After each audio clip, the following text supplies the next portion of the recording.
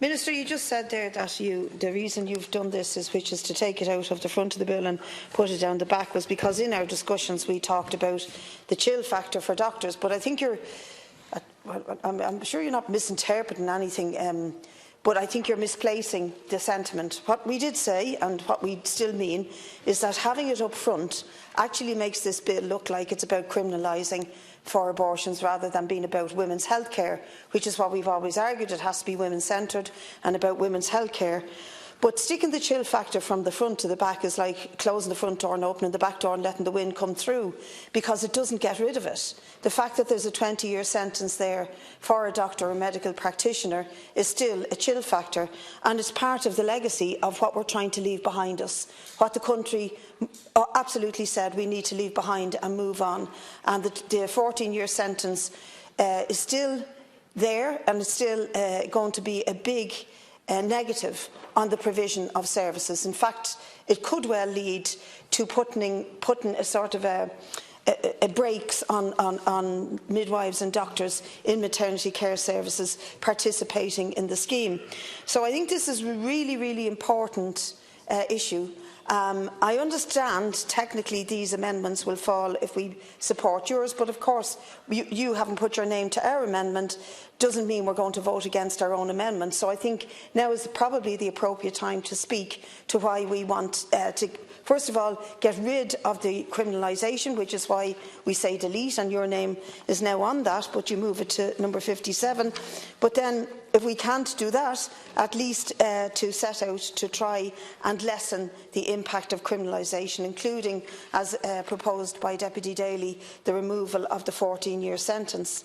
I just want to say that if you combine this, the 14-year sentence and the criminalisation, with the compulsion of notifications for all doctors who administer abortions and the serious harm wording inside the question of where a woman's health or life is at risk, I think you're compounding the fear that doctors will have in terms, doctors and medical practitioners of all sorts, in terms of providing proper, full, sustainable, absolutely no doubt about it, healthcare for women. Because it was that chill factor and that whole idea of how the hell can we engage with this process that stopped doctors from treating Savita Halappanabar in the way that she should have been treated. So I would appeal to you, Minister, at this stage not to go down this route and to call out those in your department and the legal opinion who are saying that you must do this. You don't have to have a 14-year sentence. There's no must about it. In fact, I think Lawyers for Choice have made recommendations in the case of anybody being coerced or treated violently and an abortion forced on them, which would be a very rare case indeed, but nevertheless they argued that this can be dealt with under existing legislation, the Non-Fatal Offences Against the Persons Act, by inserting two small paragraphs. And I think you're aware of them, where they say if you insert those two small paragraphs, it shall be an offence for a person to intentionally or recklessly cause injury or death to a pregnant person or to cause their pregnancy to end, or without their consent to administer any drug or substance to a pregnant person, such as to cause their pregnancy to end. And it shall be an offence for a person intentionally to coerce or deceive a pregnant person into having a termination of pregnancy as defined by this Act against their will or without their knowledge. Now, surely that addition into another piece of legislation would do you, in what you're attempting to achieve here, an absolute service, and do women of this country an absolute service by removing that chill factor that lingers over doctors and medical practitioners. Deputy Claire Daly. Everything that's been said, and probably the last thing I'm probably going to get to say on this, Minister, is that this will really come home to its own and come home to roost in the most dangerous situations for women. I don't think that the envisaging somebody, forcing somebody to take the pill or forcing somebody to have an abortion under the 10 or 12 weeks limit that 96% of women generally seek terminations for, because the limits, the numbers of women who seek terminations at the early section is very, very high indeed. This will come into its own, as both a chill factor and a dangerous legal implement when women are at their most vulnerable, at their most dangerous, when their life or their health is at risk, when they're undergoing an abortion for fatal fetal abnormality, when there's question marks over viability. This will be when this will impact the most. So what this section is doing is putting the most risk on the most vulnerable woman at the most vulnerable time of her life, and actually applying it and making a logic for it about shoving pills down your throat and all the rest of it isn't really what this is about. And as I said to you earlier on, you have been asked by Lawyers for Choice and others to consider using other pieces of legislation that already exist in terms of offences against the person, rather than inserting this. I really do think this needs to be considered very, very, very gravely indeed, because we run the risk of not having the obstetricians, the doctors, the midwives who will step up to the plate on this one if they think that they may become a criminal with a potential 14-year sentence hanging over them at the most urgent time of the most vulnerable woman's life. Thanks, Deputy. Deputy Billy Keller. Thanks very much. Well, just on the question of the Dutch model, I mean, one of the things they do have in Holland is compulsory non-ethos-based sex education from an appropriate early age onwards. So those people here who have a difficulty with legislation for abortion, but also simultaneously complain that there isn't enough being done about socio-economic policies, I assume we can look forward very much to their support for the recommendations from the Citizen Assembly that will bring in free contraception and a non-ethos-based compulsory sex education system. I assume that that would be the logic of somebody who's concerned about socio-economic issues.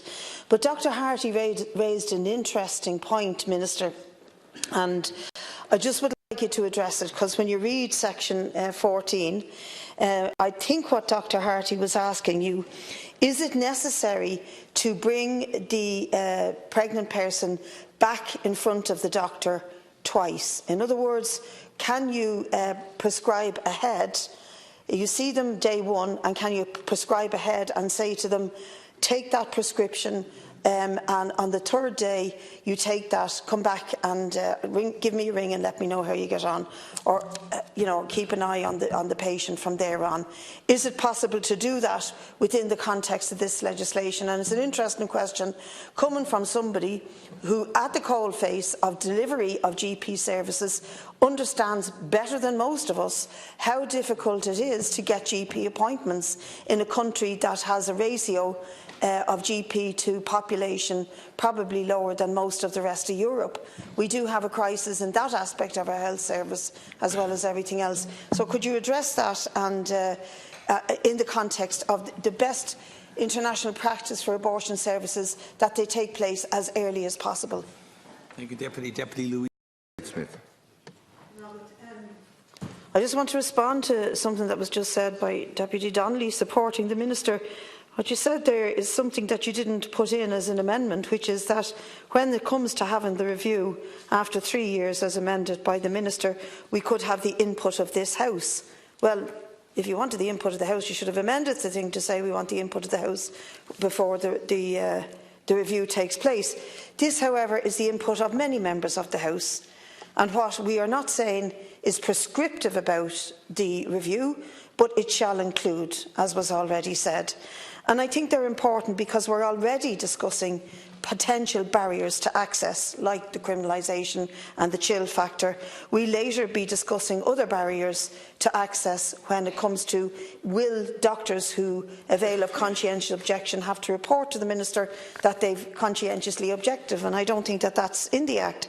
And I think that what this tries to, and access to services from Northern Ireland is ruled out of order. So let's see in 3 years' time the impact of these. So the reason they're there is because Deputy Donnelly thinks we should have the input from the House. This is the input from the House, from a big section of the House, from those of us who are on the Joint Oireachtas Committee, and from many women deputies. We want to see these things included in the review, and we don't have an amendment that says let's go back to the House in 3 years' time. Deputy Catherine Murphy. And I want to speak to amendments 33 and 34. And insofar as I want to challenge what's been said about how this was in the heads of bill that was put to the people that got us the vote to repeal the 8th Amendment, I want to make the following points. As has been said, it wasn't a decision or a recommendation or even formed part of the discussion of those of us who sat for the 12 weeks in the Joint Oireachtas Committee. It wasn't a recommendation of the Citizens' Assembly, but it came into the political discourse as we were clearly moving towards a referendum, and then the heads of bill were published with this in it. And I remember thinking, where did that come from? I'm quite shocked. And the only reference I could remember to a waiting period from the time you would contact your doctor was one from the Netherlands, where there's a waiting period, I think, of up to 5 days. But it starts from the time you contact the doctor and make the appointment. Now, as has been said, it's making an assumption here that there's no full thought given to the request that's been made to the doctor, which is pretty patronising. But let's say there wasn't full thought given to it. Let's say there was just an impulse. I'll pick up the phone now, look for a termination. I haven't really thought it through. Minister Harris has said to us that he envisages a helpline, a 24/7 helpline, that would guide people towards a practitioner who would, give them an abortion or deal with their request for an abortion. If such a helpline was geared to say to each one that calls it, and this is just a thought, you have to get a doctor's appointment, but I've noted your request now. It's now the 28th of November, so at least in 3 days' time, by the 2nd of December, if you haven't had an appointment for there, it's noted that you've requested it. So 3 days has to elapse at least before you see your doctor, or that your doctor gives you the pills that you require. I mean, to me, that would make sense, given that a helpline is, if what it says is help, then questions can be asked or they can be referred to a counselling service or whatever. But I can tell you now, this will be very, very, very few cases. It is a big decision one makes in one's life to seek a termination, and it's not something you do without thinking about it. And I really believe that this is an obstacle to access. And we're going to hear this again and again, just like we did in the last discussion about if we want to create an accessible service for women in crisis pregnancies, then we should not put these obstacles in the way, and I see this as an obstacle. And there's many provisions for allowing, in 33 and 34, that would allow for the 3-day period to be inclusive of when the appointment was first sought. It could be sought by email, it could be sought by text, it could be sought by phone call, it could be sought by the 24/7 helpline.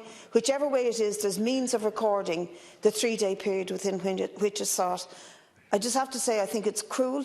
I think the measure is cruel. I think it's highly political.